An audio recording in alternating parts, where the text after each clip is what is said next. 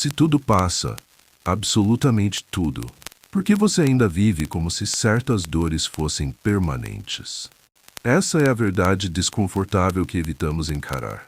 Não é a vida que nos prende ao sofrimento, somos nós que insistimos em torná-lo duradouro. Neste vídeo você não encontrará consolo fácil, mas algo mais valioso: clareza. Você entenderá por que o sofrimento persiste mesmo em um mundo onde tudo é transitório e como desenvolver uma mente capaz de atravessar perdas, medos e incertezas sem se fragmentar. Não se trata de eliminar a dor, mas de deixar de ser governado por ela. Há uma ilusão silenciosa que molda a forma como vivemos, a crença de que aquilo que amamos deveria permanecer. Pessoas, momentos, fases da vida, queremos fixá-los no tempo, como se o fluxo natural das coisas fosse um erro a ser corrigido. Mas aqui está a primeira ruptura necessária. Nada do que é vivo permanece estático.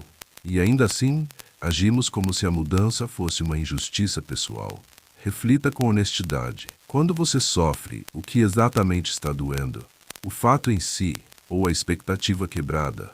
A perda de um relacionamento dói, mas o sofrimento se prolonga porque você acreditava que aquilo deveria durar. Não é apenas a ausência do outro que pesa, mas a resistência em aceitar que aquilo já cumpriu seu ciclo. Na vida moderna, isso se manifesta de formas sutis. Você salva fotos, relembra mensagens, revisita momentos, como se pudesse negociar com o passado. Mas o passado não negocia, ele apenas se afasta. E quanto mais você tenta segurá-lo, mais intensa se torna a sensação de perda. Aqui surge a inversão. Talvez o sofrimento não seja causado pela perda, mas pela recusa em permitir que algo termine. Os estoicos compreendiam isso com uma lucidez quase desconcertante. Epiteto ensinava que devemos amar como mortais, conscientes de que tudo o que valorizamos está sujeito ao tempo. Não para viver com frieza, mas com presença. Porque quando você entende que algo pode acabar, você passa a vivê-lo com mais verdade, não com mais medo. Agora, encare outra verdade difícil. O medo do futuro é uma forma de sofrimento antecipado. Sofremos por cenários que ainda não existem, criando dores imaginárias que o corpo sente como reais.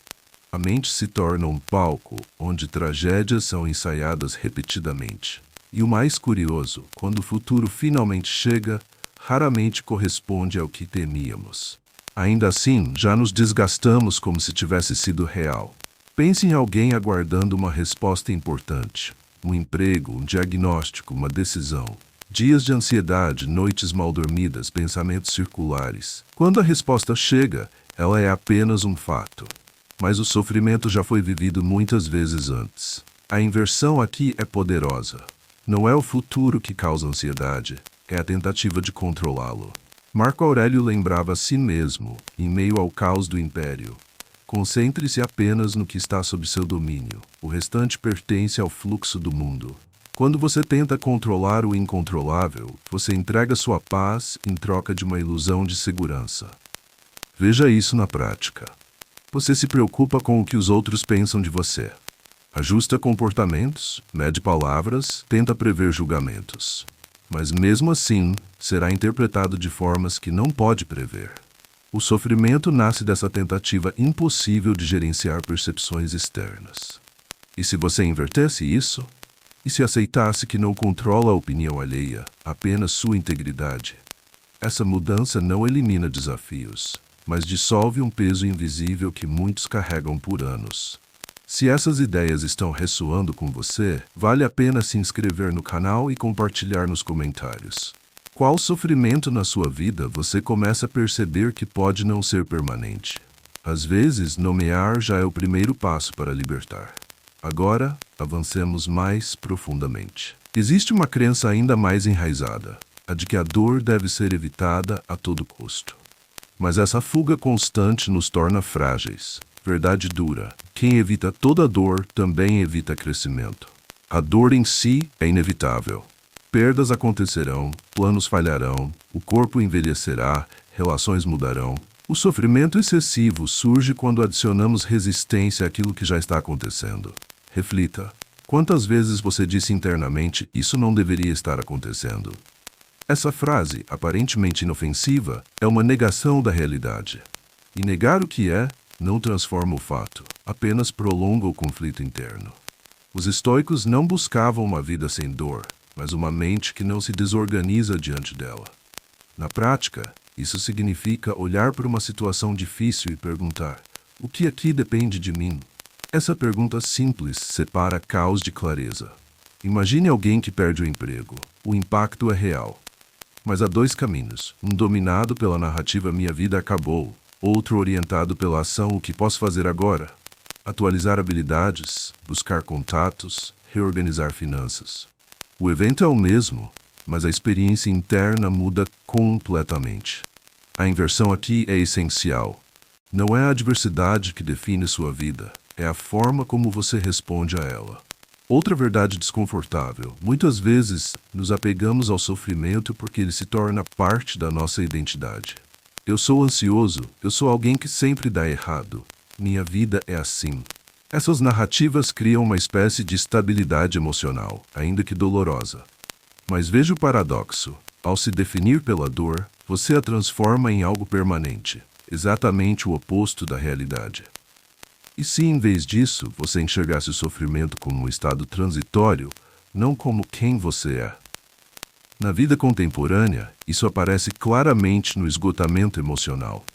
Pessoas exaustas não apenas pelo trabalho, mas pela pressão constante de corresponder a expectativas irreais.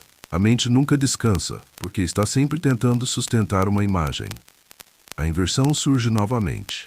E se a paz não vier de organizar tudo, mas de aceitar que nem tudo será organizado? Há uma liberdade silenciosa em abandonar a necessidade de controle absoluto. Considere o exemplo de alguém que enfrenta uma doença. A dor, a incerteza, há limites, mas também há escolhas. Como viver os dias disponíveis, como tratar os outros, como cuidar da própria mente. Viktor Frankl, sobrevivente de campos de concentração, escreveu que tudo pode ser tirado de uma pessoa, exceto a liberdade de escolher sua atitude diante das circunstâncias. Isso não elimina o sofrimento, mas o transforma. Mais uma verdade: buscamos significado em coisas que passam. Status, dinheiro, aprovação, e nos desesperamos quando elas desaparecem.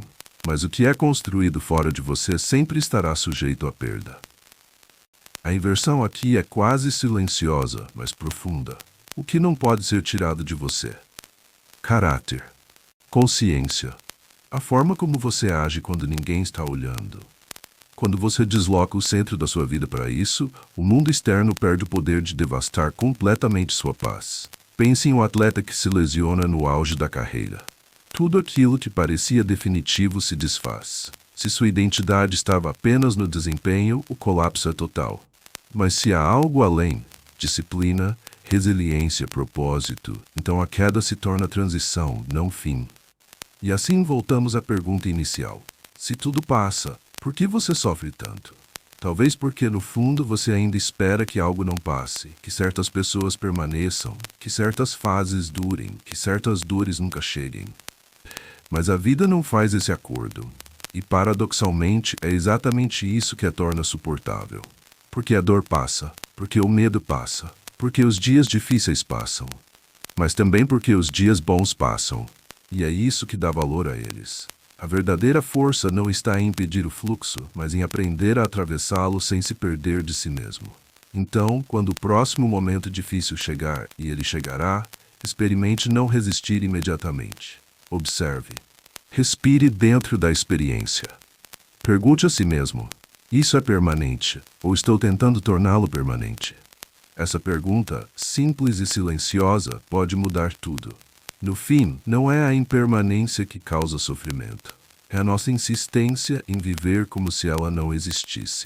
E talvez a paz comece exatamente quando você para de lutar contra o fato mais inevitável da vida.